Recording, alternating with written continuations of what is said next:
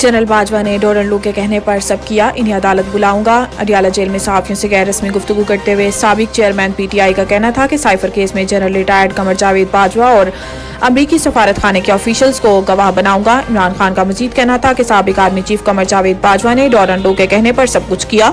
General Bajwa को अदालत बुलाऊंगा। एक सवाल के जवाब में इमरान खान का कहना था कि मुझसे किसी ने मुज़ाकरात नहीं किए, लिख कर देने को तैयार हूं कि इलेक्शन पीटीआई जीतेगी।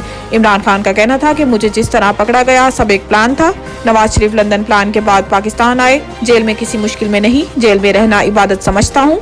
खावर मोनिका के इल्जामात पर रद्द अमल देते हुए इमरान खान का कहना था कि मैंने बुशरा बीबी की शक्ल देखी ही तब थी जिस दिन निकाह किया था। बच्चों को अपनी वालदा के खिलाफ बयान देने का कहा जा रहा है।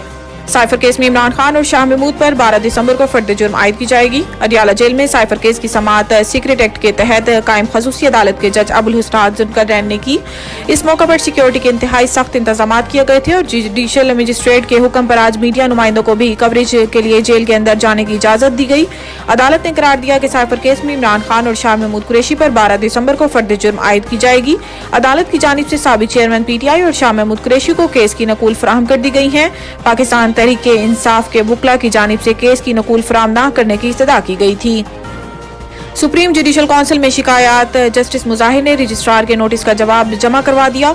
जस्टिस मुजाहिर नकवी ने जवाब की कॉपी सुप्रीम कोर्ट के 3 रुकनी कमेटी को भी भिजवा दी, जिसमें कहा गया है कि मैंने 2 आईनी दरखास्तें सुप्रीम कोर्ट में दायर कर रखी हैं। मेरी दरखास्तों पर ताहाल नंबर नहीं लगाया गया। ये आईनी दरखास्तें 3 रुकनी कमेटी के सामने रखी जाएं और मेरी दोनों आईनी दरखास्तों को समाअत के लिए मुकर्रर किया जाए।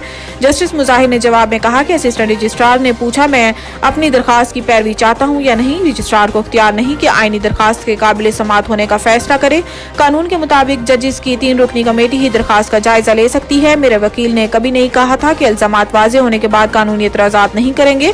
मेरी सुप्रीम कोर्ट तैनाती के मुखालिफ वाले एतराज पर चीफ जस्टिस ने वजाहत की थी। चीफ जस्टिस की वजाहत के बाद सिर्फ इस एतराज से दस्तबरदारी इख्तियार की थी और एतराज वापस ये समझ कर लिया था कि जुडिशल काउंसिल गलती तस्लीम करते हुए शोकाज वापस लेगी।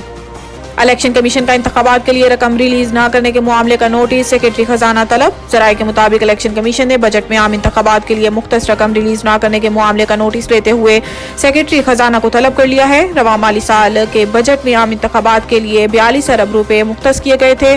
जराये का बताना है कि वजारत खजाना ने अब तक 10 अरब रुपए इलेक्शन कमीशन को मुहैया किए हैं। बकिया रकम की फराहमी बगैर किसी माकूल जवाज के तातुल का शिकार है। जराये का कहना है कि 8 फरवरी 2024 के आम इंतखाबात के इनेकाद के लिए इलेक्शन कमीशन को फौरी तौर पर 17 अरब रुपए दरकार है। जराये के मुताबिक chief election commissioner Sikandar Sultan Raja ने रकम की फराहमी से मुतल्लिक निगरान वजीर आजम अनवारुल हक काकड़ को भी आगाह करने का फैसला किया है। रकम फराहमी से मुतल्लिक वजीर आजम को आज तफसीली खत भी लिखा जा रहा है।